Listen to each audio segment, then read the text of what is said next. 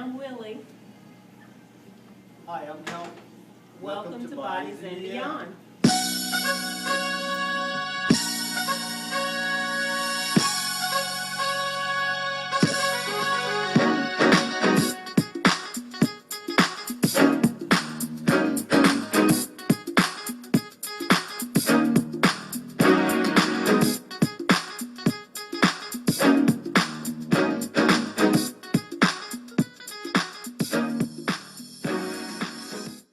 Here we go. Okay. So how long have you been a manager? For Bodies and Beyond, 3 years. And prior to that, I was a manager with Verizon for 25. Okay, great. So what are some of your responsibilities or duties as a manager? Here, I do the hiring as well as manage the payroll. I also manage the memberships and making certain that our memberships are paid on a timely basis. I also handle the billing and pretty much working with new clients as well on the side. Okay. Could you give an example of a time in which you had to provide direction and leadership for your employees? Well, that's somewhat all the time because you always are setting examples for them. And when you get for us, when we get new hires, they're typically students. We give opportunities for people who are interning or obviously just part-time for them. And so they're not accustomed to being able to come in on time or know how to complete projects. So always show examples and make sure that you're giving them good information that they can use after they complete this particular job. Okay. How would you describe your management style? Well, I would say it's probably people would see it as somewhat stern because I have high expectations of people as if I hope they have high expectations of me. Right. However, it's also one with flexibility. Because I also understand that everybody has different ways of doing things, and so you always want to stop and look at what they're doing and question perhaps maybe some of the requirements that you have and make adjustments in that. Okay. How would you handle a situation when an employee is not working up to par? Well, first I have to look at what the assignment was and whether or not it's not up to par based on perhaps some things that or the tools that I've given them, was causing the issue. And if not, you have a one-on-one conversation with the person. I don't ever want to call them out in the middle of, the floor or any of those things. And then ask, how do they feel about whatever that situation was? Do they see it as a really good job? And if they do, then that means I always take a responsibility for it first. And then, if they still don't understand why it's considered, not up to par, then that's when we really go back to basics and give by example.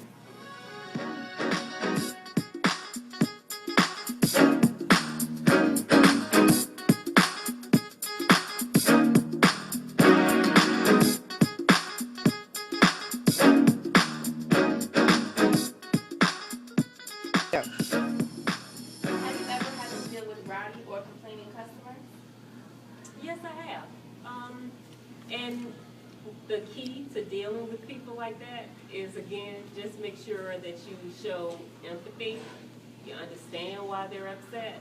Don't try to battle with them or else you'll continue to be battling. So, I've dealt with them, I hope well, because I haven't had anybody that, has actually started to fight or called the police or anything. But they were upset, and they had a valid reason as far as they were concerned. And so it is really just talking calm to them, showing them that you understand why they're upset, however, and you just go from there. Okay. Do you give performance reports? I have not as of yet, simply because, again, most of the folks that we have in here are part-time. However, that is something that I probably will be doing. In this job, I haven't. Now, in my previous job, I did, but that was a different environment because it was a labor type of environment where you had very strict guidelines that you had to follow, and you had to make sure that you gave performance reports every quarter. And so I'd say yes in my previous career. Okay. What kind of people do you work best with? What kind of people? People who are outgoing. That way the attention is on the outgoing person because I'm shy actually. So I work best with them, really. And also people who are driven, you know, people who really understand that there's so much more about life than themselves. So those kind of folks tend to just be very enthusiastic and just love what they're doing, and so that brings good energy to me. Absolutely. What is your greatest strength and weakness as a manager? Well, weakness, I'll go back to being very shy. So the only reason that I'm sitting here today is because I love education. I love young people going to school and doing better and attempting. And so it would just be an awful thing not to give the opportunity to the school to sit here in front of this camera. So therefore, that was a really, really, really, really, really tough thing for me to do. My strongest asset, is that what the question, my strongest, you think? I don't know if this is what you would call it. I just say caring, a very caring person. So therefore, I try to make decisions that are not hurtful to others, if it's at all possible. Okay. And last question. Yes. What steps do you take to organize and prioritize your work? First, I like to fact find. I never want to start a project with, ooh, that's a great idea, let's go get it. So I always want to have all my research taken care of first. Once all my research is done, I feel as if I've crossed all the T's and dotted I's, and then I'll get down to, doing whatever is necessary to complete the task. Okay, great. And I'm Alana Dawson, and that concludes our interview.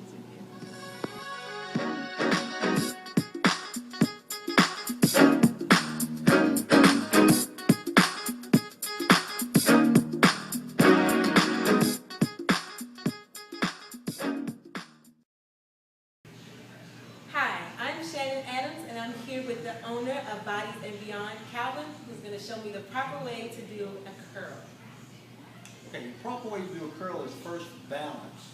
You gotta always make sure you have the leverage and the balance in your legs.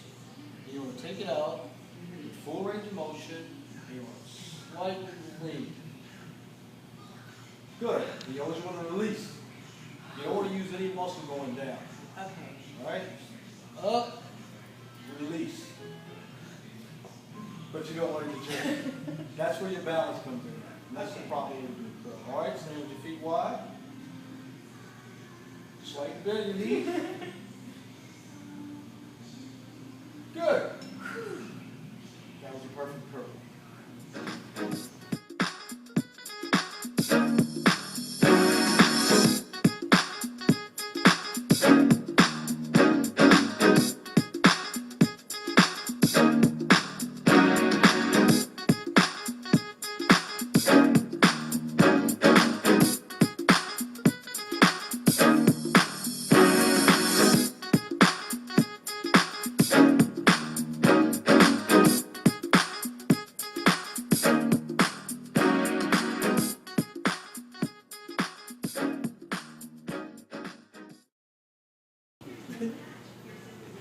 Okay, so you were telling us an interesting story about your son. You can elaborate on that?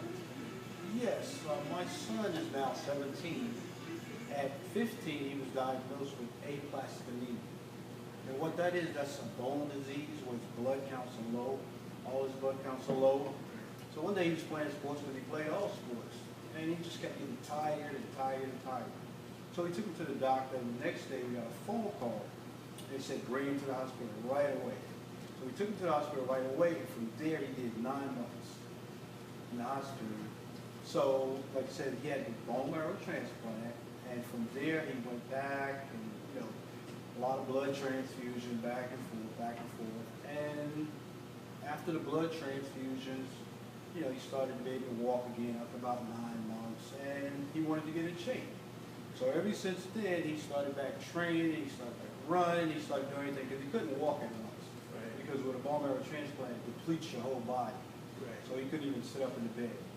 Right. So, but he still had the will to get back in shape, because he used to run track, he played basketball, he did everything. So with all that being snatched from him, he wanted to get back in shape. From there, we started like working out, started training hard, and then he wanted to do a show. So he wanted to compete. So he actually did a bodybuilding show, which is here, but he won his first show. And so ever since then, he's been training and training, and as of now, he's 17, he's still back training, and we had no signs of aplastic anemia, because that was the only way to cure it. He had to have a transplant.